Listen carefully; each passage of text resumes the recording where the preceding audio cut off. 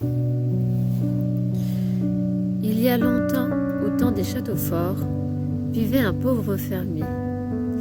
Il avait un fils, Jacques. Il s'occupait des moutons et du bétail, et lui s'occupait de la récolte 3 fois par semaine. Ils transportaient leur récolte en carriole pour le vendre au marché d'à côté. Ils rendaient aussi leur lait tous les matins. Le fermier souhaitait léguer sa ferme à son fils.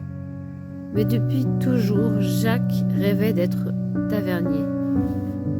Tous les matins, il emmenait les moutons dans les vallées. Pendant qu'il les surveillait, il avait l'habitude de sortir plusieurs gourdes de différents alcools qu'il cachait dans sa peau de mouton. Il les avait achetées secrètement à un tavernier au marché. Il s'entraînait à mélanger les alcools pour en faire des breuvages et il ajoutait des herbes qu'il trouvait sur le chemin quand il était petit. Il en faisait de même. Il s'amusait déjà à mélanger de la boue et de l'eau dans les plantes et dans l'eau pour inventer des breuvages et les faisait boire aux animaux. Malheureusement, après avoir empoisonné plusieurs d'entre eux, son père lui avait interdit de continuer ce loisir. Une bêtise, comme il l'appelait. Le métier de tavernier n'est pas un métier noble. Il ne t'apprendra qu'à rendre les hommes ivres et tristes. Il te perdra. Mais Jacques était têtu. Quand il atteint l'âge adulte, il quitta la ferme et partit avec son baluchon, laissant son père bien triste derrière lui. Il était déçu. Il allait chercher du travail en ville, si possible dans une taverne.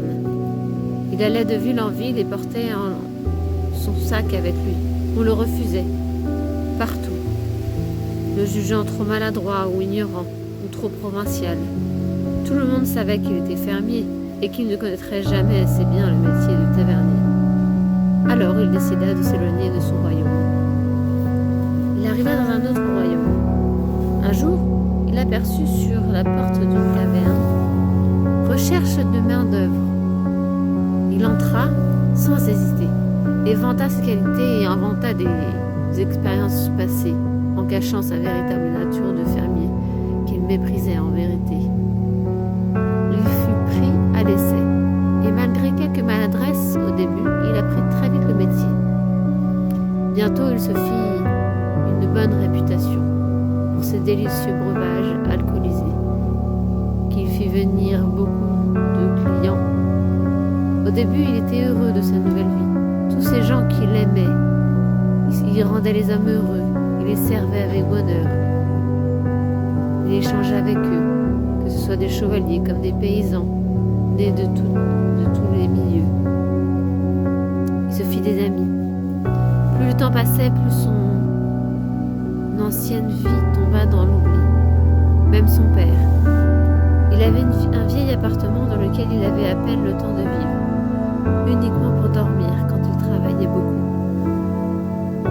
Tout était sale et en désordre. Il me faudrait une femme, se dit-il. Mais il chassa bien vite cette pensée de son esprit. Pourquoi m'enticher d'une femme qui ne ferait que de me casser les oreilles? Mais le temps passait et il se rendait compte que les clients semblaient tristes finalement. Il n'y avait que l'alcool qui les rendait heureux. Ils rentraient de plus en plus tard chez eux. Ils fuyaient la vie, ils délaissaient leur famille. En était-il responsable? Il se mit à culpabiliser. À quoi servait-il finalement qu'à rendre les gens addicts à l'alcool? Très vite, il se sentit perdu. Sa vie était vide. Il se posait beaucoup de questions et se sentait seul. Mais il ne trouvait pas de réponse. Il avait perdu tout sens moral.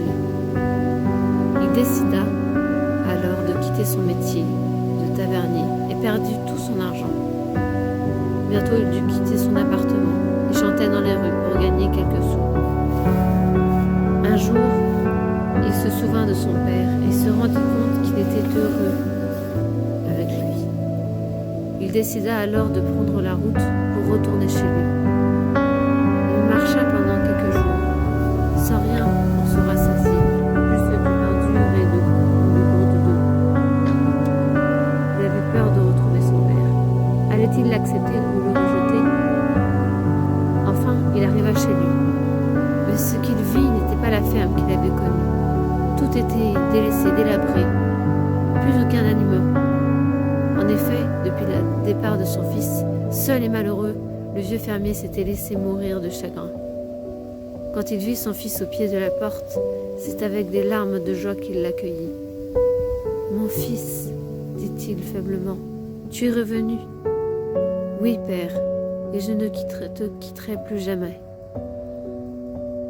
Il soigna son père et reprit la ferme en main pour la remettre sur pied. Bientôt, il devint l'un des meilleurs fermiers du coin et était aimé de tous.